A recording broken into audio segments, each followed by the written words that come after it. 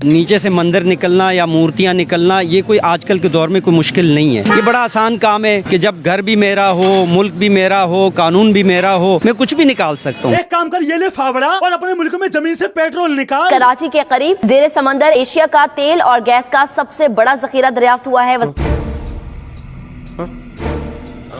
रुको जरा, सब्र करो। A few moments later. समंदर में तेल और गैस की तलाश के लिए ड्रिलिंग के बाद टेस्टिंग का अमल मुकम्मल हो गया है। हुक्काम के मुताबिक तेल और गैस का जखीरा नहीं मिल सका।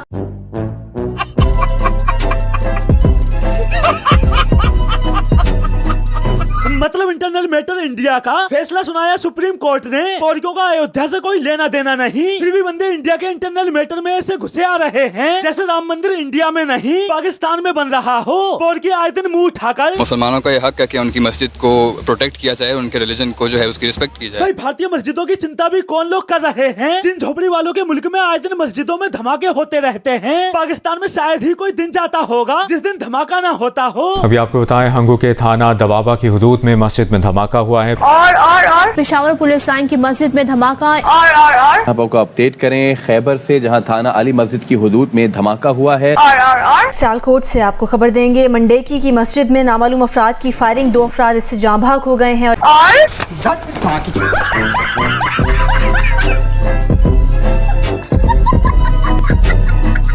और भाई ये मस्जिदों में धमाके करने वाले लोग कोई दूसरे नहीं बल्कि इनके मुल्क के ही मजहबी बासिंदे होते हैं। नमाज जनाजा पढ़ाने वाला इमाम खुद भी सानिया पेशावर के शोहदा में शामिल है। इमाम मस्जिद ने जोहर की नमाज के लिए जैसे ही अल्लाह अकबर की सदा बुलंद की, धमाका हो गया। मतलब खुद के मुल्क में खुद की मस्जिदें सुरक्षित नहीं, या सुन्नी के नाम पर बंदे एक दूसरे को उड़ा रहे हैं। लेकिन पोर्कियों को अपने लोगों और मुल्क की चिंता ना होकर चिंता किसकी हो रही? भारतीय मुस्लिमों की। और इधर भारतीय मुस्लिम, पाकिस्तान तो बर्बाद है, हमें पाकिस्तान से क्या लेना? हमारा देश होना चाहिए बढ़िया, बस हमें पाकिस्तान से क्या लेना? साला मरे या मिटे या रहे या ना रहे। अबे पोर्कियों, अब राम मंदिर तो बन गया, अब रोने से क्या फायदा? मेरे रोने को मत देखिए आप, मैं इसलिए रो रहा हूँ, मैं अपने ऊपर नहीं रो रहा हूँ, मैं इस पाकिस्तान के हालात के ऊपर रो रहा हूँ। ना ना ना बेटा, ना ना ना ना रोते नहीं। मतलब अब पोर्की पाकिस्तान के हालात पर रोते फिर रहे हैं और कल तक यही बंदे कहते फिर रहे थे हम घास खा के भी लड़ेंगे। ये ले घासों लड़।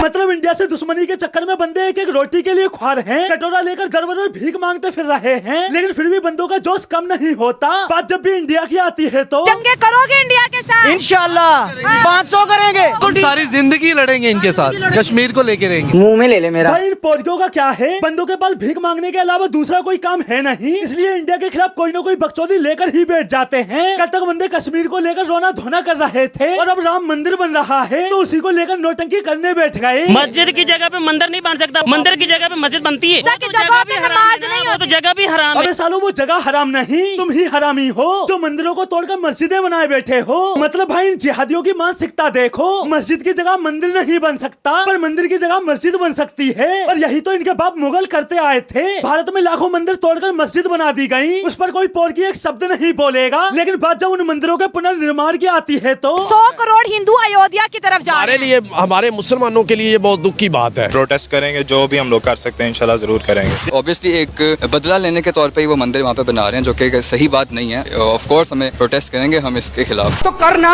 भाई, पोर्कियों द्वारा राम मंदिर के खिलाफ प्रोटेस्ट करना कोई नई बात नहीं है। ये बंदे वैसे भी पाकिस्तान में किसी न किसी बात को लेकर प्रोटेस्ट करते ही रहते हैं। कभी कश्मीर को लेकर, कभी पेट्रोल डीजल को लेकर, कभी सब्जियों को लेकर, तो कभी आटे को लेकर। लेकिन ये सब करने के बावजूद भी पोर्कियों को मिलता क्या है? वाम को आटा नहीं मिल रहा है, बच्चे भूखे मार रहे हैं, आटा ना मिला मौत मिल गई। लेकिन पोर्कियों की ये समस्या यही खत्म नहीं होती बल्कि मरने के बाद भी। आवाम को कफन मिल जाए बहुत बड़ी बात है, मैं आजकल के इस दौर में बोल रहा हूँ। हम करते हैं प्रबंध, आप चिंता मत करिए।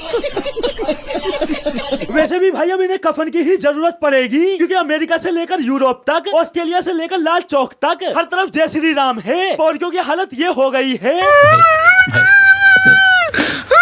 पोर्कियों, एक बात सच सच बताना, ये सब देखकर तुम्हें गुस्सा तो बहुत आता होगा ना? गुस्सा तो आता, जाहिर सी बात है। अच्छा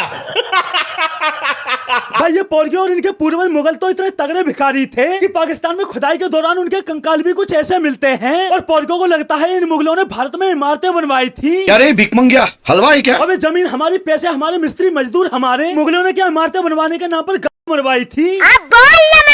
कंट्रोल कंट्रोल। अब भाई इन्हें देखो, ये है बहादुर शाह जफर की आखिरी औलादों का रियल पिक। ये भिखारी किस एंगल से राजा महाराजा लगते हैं। साले एक हफ्ते में पीछे दीवार पर कैलेंडर की तरह टंग जाएंगे। और इन चूतियों ने भारत पर 900 साल तक राज किया। और क्यों? क्योंकि हम हिंदुओं में एकता ही नहीं थी, जिसका मुगलों ने फायदा उठाया और भारत पर राज किया। अब भाई एक थे वो लोग जिन्होंने मुगलों की गुलामी कबूल नहीं की और अब तक हिंदुस्तान में सनातन संस्कृति को बरकरार रखे हुए हैं। और दूसरे वो जिन्होंने तलवार के डर से सलवार पहन ली थी और कन्वर्टेड मुस्लिम बन गए। उन्हीं में से एक है ये पोरकी, जिनको लगता है ये रियल मुस्लिम हैं। और यही झोपड़ी वाले आज बाबरी मस्जिद की डिमांड कर रहे हैं और बोल रहे हैं भारत में हिंदुओं द्वारा मुस्लिमों पर अत्याचार किया जा रहा है। तो बहन के घोड़ों पोरकियों कान खोलकर सुन लो। हमारे किताबों में लिखा हुआ है अयोध्या, मथुरा, माया, काशी, कांची, अवंतिका, पूरी, द्वारावती, चैवा, सप्तैता, मोक्षदायिका। मैंने 7 जगह हमारे लिए मक्का मदीना की तरफ से है। 40,000 मंदिरों तोड़े, हमने मांगा कितना? सिर्फ 3 के लिए हमको कोर्ट जाना पड़ता है। 1.5 लाख 2.5 लाख 3 लाख मस्जिद है,